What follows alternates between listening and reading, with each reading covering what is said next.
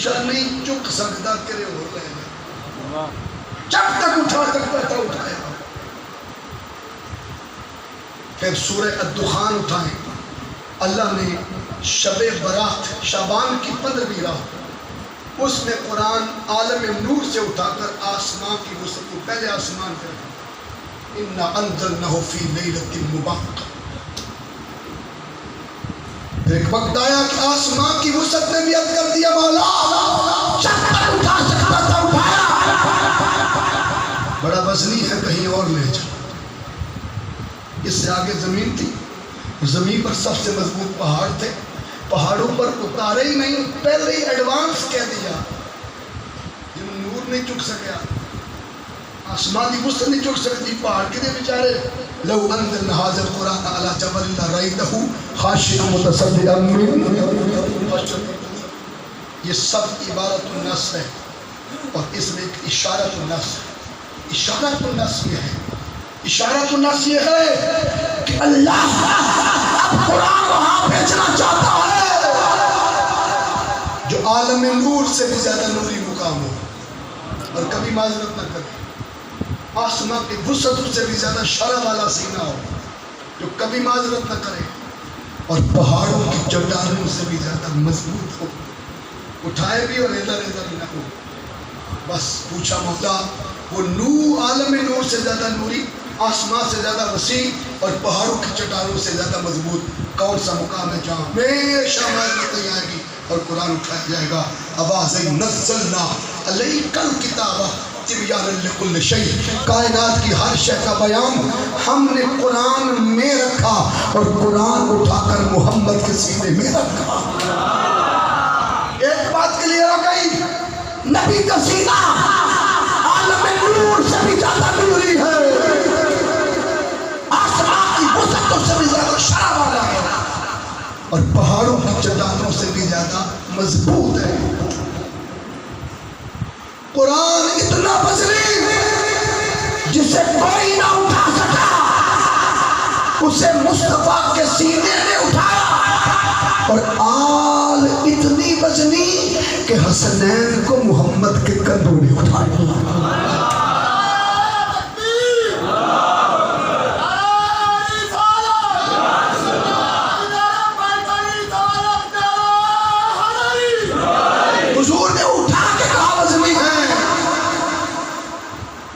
حضور فرما دیتے دو چیزیں چھوڑے جا رہا ہوں بات تب بھی ہو جاتی تو وزنی چیزیں دے جا رہا ہوں. یہ کیوں وزنی کیوں کہا ثقیل کیوں کہا ثقلین کیوں کہا؟ اس لیے کہ حضور امت کو پیغام دینا چاہتے تھے. انہوں نے لائٹ نہ دیو انہوں نے ہلکا پھلکا نہ دیو. 4 کلو کا قرآن سمجھ کے نہ چکے.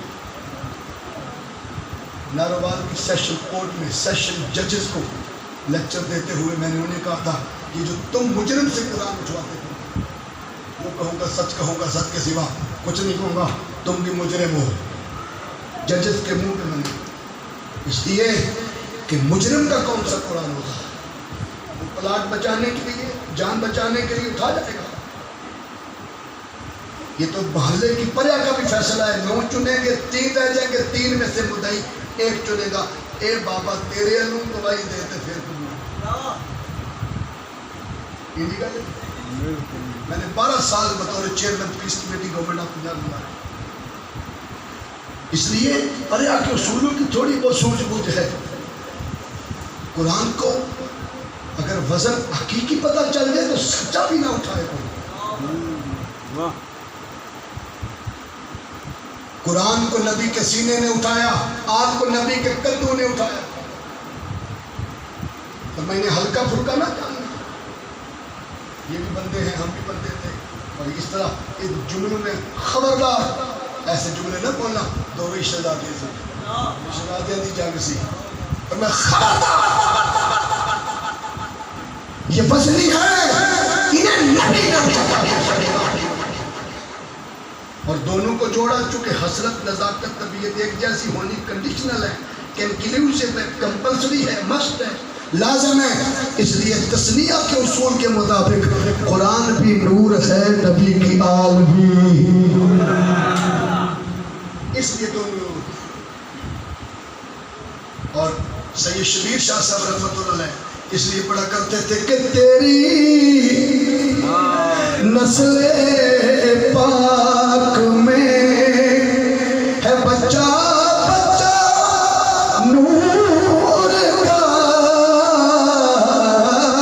آقا تیری نسل پاک میں ہے بچہ بچہ نور کا،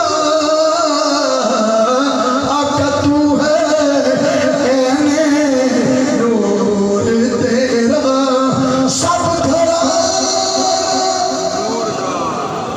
نور کا، آقا تو ہے عین نور تیرا۔ قرآن بھی پاک ہے اور آل بھی پاک ہے۔ اس لیے سکت ہے تسمیہ ہے، دونوں پاک اور بڑی توجہ۔ اللہ نے قرآن پاک میں دو مزید پاکیوں کا ذکر فرمایا، ایمان والو میرے گھروں کو تم پاک کرو، میرے گھروں کو تم پاک کرو ایمان والو، اس لیے خانہ کعبہ کو مومن پاک کر رہے ہیں، مسجد نبوی کو مومن دھو رہے ہیں، میرے گھروں کو تم پاک کرو، یار کے گھر کو میں خود پاک کرتا ہوں۔ تو اڈی پاک کی شک ہو سکتا ہے، لیکن جنہوں میں پاک کر رہا وہ دیتے شک بولو نہیں ہو سکتا، اس لیے اس کو تسمیہ سے کے سامنے رکھا۔ اور ایک اور حدیث سنیں، ان ام سلمہ، حضرت ام سلمہ رضی اللہ تعالیٰ عنہ سے مروی روایت ہے، اور یہ کنز المال کی حدیث ہے۔ حضور نے فرمایا ان ام سلمہ قالت سمعت رسول اللہ صلی اللہ علیہ وسلم یقول، حضور نے فرمایا علی مع القرآن والقرآن مع علی لا یفترقان حتی یرد علی الحوض۔ حضور نے فرمایا علی ہر وقت صحبت قرآن میں رہتا ہے اور قرآن ہر وقت صحبت علی المرتضی میں رہتا ہے۔ لا یفترقان، پھر تسمیہ مضارع میں پریزنٹ اور فیوچر دونوں زمانے، یہ دونوں کبھی جدا نہیں ہوتے، نہیں ہوں گے۔ حضور نے فرمایا قرآن علی زمین کے اوپر بھی کرتے، سفر پہ کرتے، حضر میں کرتے، تنہائی میں کرتے، مجلس میں کرتے، بستر میں کرتے، کھانے کی میز میں کرتے، رات کی تہ میں کرتے، مکے میں کرتے، مدینہ میں کرتے، خیبر کی فضا میں علی مرحب کے سر پہ تلوار مار رہے تھے، تنہا نہیں تھے، قرآن ساتھ تھا، خیبر کا قلعہ اکھیڑ رہے تھے، تنہا نہیں قرآن ساتھ تھا۔ مزار میں بھی کرتے حتی یرد علی الحوض۔ حضور نے فرمایا یہاں تک کہ میں حوض کوثر پر عاشقوں کو جام پلا رہا ہوگا، ہر کوئی تنہا تنہا آئے گا، قرآن علی سے، علی قرآن سے جڑ کے آ رہے ہیں، انہیں حضور نے ملا۔ اور ایک اور حدیث حضور نے فرمایا القرآن مع اہل بیتی و اہل بیتی مع القرآن لا یفترقا حتی یرد علی الحوض۔ حضور نے فرمایا قرآن ساری آل سے جڑ گیا اور آل ساری قرآن سے جڑ گئی ہے، کبھی جدا نہیں ہوں گے، یہاں تک کہ حوض کوثر پر اکٹھے آئیں۔ اب میں کھینچ تان کے آپ کو کربلا تک لے آیا، شبانی سے کلیمی 2 قدم ہے، اگر کوئی شعیب والی کون نیڑے آ گئے ہو، جنہیں حضور نے ملایا، اللہ نے ملا کر بھیجا، جنہیں ثقلین مصطفیٰ نے فرمایا، جو نورین ہے، جو محبتوں کا چین ہے، اللہ کی عزت کی قسم آل کو قرآن سے اور قرآن کو آل سے جدا کون کرے؟ 18,000 سرمائی تلواریں حسین کا سر تو تن سے جدا کر سکی، لیکن سر حسین سے قرآن کو کوئی جدا نہ کر سکا۔ یہ ہے ثقلین۔ اور جب حضور نے امام حسین کو کندھے پہ اٹھایا، امام نے عرض کیا نانا حسین کو دنیا کو نظر آ رہا ہے، لیکن سینے میں چھپا قرآن نظر نہیں آ رہا ہے. اور کل کو وقت آئے گا یہ کام مل کر کے دکھاؤں گا. ایک ہی نیزے کی نوک پر دنیا قرآن بھی دیکھے گی حسین. اور 9 محرم کی رات شب عاشور جسے کہتے ہیں، اب سمجھ آیا کہ ساری رات خیمہ حسین سے قرآن کی تلاوت کی آواز کی راز یہ تھا، کانسیپٹ یہ تھا. دوستان زیت شام، آئیے اس امام نے قرآن کی فکر دی، قرآن نے حسین کی فکر، دونوں کی فکر ایکول ہے. اس لیے افلا یتفکرون افلا یتدبرون. کوئی ذکر کے ساتھ زندہ رہا، کوئی فکر کے ساتھ زندہ رہا. حسین وہ وجود ہے جو اپنے ذکر سے بھی زندہ ہے، اپنی فکر سے بھی زندہ ہے.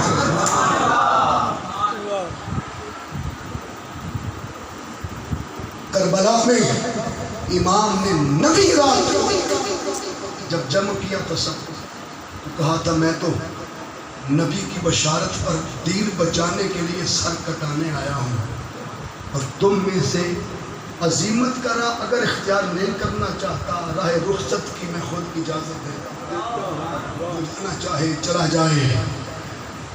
ذہن میں خیال نہ لانا کہ میں تمہیں رسوا کروں گا، محشر کے دن نہ کوئی شکایت بھی نہیں کروں گا، اور تمہارے لیے جنت کا دروازہ بھی بند نہیں کروں گا.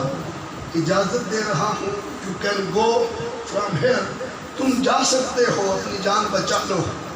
تھوڑی دیر گزری، after passing some time، دیکھا there was no any personality، ایک بھی شخص نہیں تھا جو اٹھا ہو اور چل پڑا ہو. جنہیں اتنی گارنٹیاں مل جائیں وہ پھر بھی نہ جائیں. کوئی تو تربیت تھی، کوئی تو ٹریننگ تھی. پھر امام نے دیکھا کہ شاید حیاء نہیں جا رہے، نظروں سے نظریں ملی ہے تو نہیں اٹھ رہے. امام نے فرمایا مجھے سمجھ آ گئی کہ تم میری نظروں کو دیکھ کر میرے سامنے نہیں اٹھ رہے. امام نے فرمایا دیا بجھا دو. کربلا کے خیمے میں دیا بجھا، کہا شاید اب اٹھ جائیں، لیکن دیا جلایا ایک بھی نہیں اٹھا. عرض کیا ہم موسیٰ کے ساتھی نہیں ہیں، ہم نے تربیت حسین کے قدم میں پڑی. اس لیے جہاں آپ کا پسینہ گرے گا وہاں ہمارا خون. امام نے کہا چلو اپنے خیمے میں قرآن کی تلاوت کرو. ساری رات عبادت و بندگی میں گزری. دن چڑھا، فجر کی جماعت خیمہ حسین میں بھی ہوئی، خیمہ شمر میں بھی ہوئی. پتہ چلا نمازیں حق اور باطل کا فرق نہیں کرتی، حسین نیت کرتی. 700 مسجدوں کے امام یزید کے ساتھ کھڑے تھے، 1200 مسجدوں کے خطیب یزید کے ساتھ کھڑے تھے، سینکڑوں حافظ قرآن حسین کے ساتھ کھڑے تھے. پتہ چلا کہ تمہیں غلط تصور مل گیا کہ شاید مسجد کی عبادتوں کو بچانے کا نام دین تھا. اگر مسجدوں کی عبادتیں بچانے کا نام دین ہوتا، امام 50,000 اجر والی مسجد میں ایک پڑھی جانے والی نماز کو کبھی چھوڑ کر نہ جاتا. امام مصلی رسول کبھی نہ چھوڑا، منبر مصطفیٰ کبھی نہ چھوڑا، مسند رسول کبھی نہ چھوڑا، اور پھر مسجد نبوی نہ چھوڑا.